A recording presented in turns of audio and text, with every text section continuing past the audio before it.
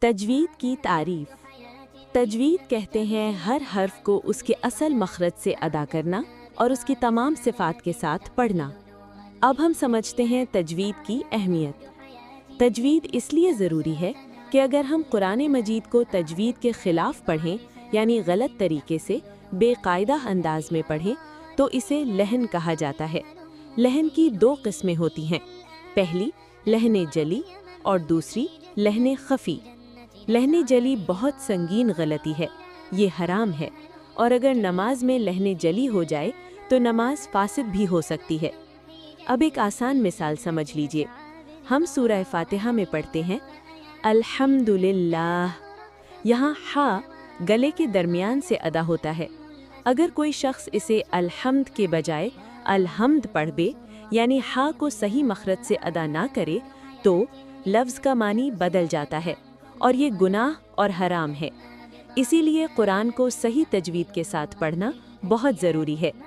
اگر آپ کو یہ ویڈیو پسند آئے تو آگے شیئر ضرور کریں تاکہ اور لوگ بھی صحیح قرآن پڑھنا سیکھ سکیں۔ تجوید کی تعریف۔ تجوید کہتے ہیں ہر حرف کو اس کے اصل مخرج سے ادا کرنا اور اس کی تمام صفات کے ساتھ پڑھنا۔ اب ہم سمجھتے ہیں تجوید کی اہمیت۔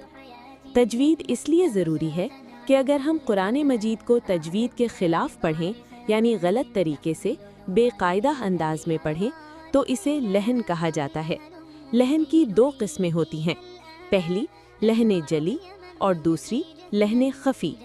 لحن جلی بہت سنگین غلطی ہے، یہ حرام ہے، اور اگر نماز میں لحن جلی ہو جائے تو نماز فاسد بھی ہو سکتی ہے۔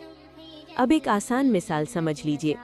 ہم سورہ فاتحہ میں پڑھتے ہیں الحمدللہ، یہاں ہا گلے کے درمیان سے ادا ہوتا ہے۔ اگر کوئی شخص اسے الحمد کے بجائے الحمد پڑھ دے یعنی ہا کو صحیح مخرج سے ادا نہ کرے تو لفظ کا معنی بدل جاتا ہے اور یہ گناہ اور حرام ہے۔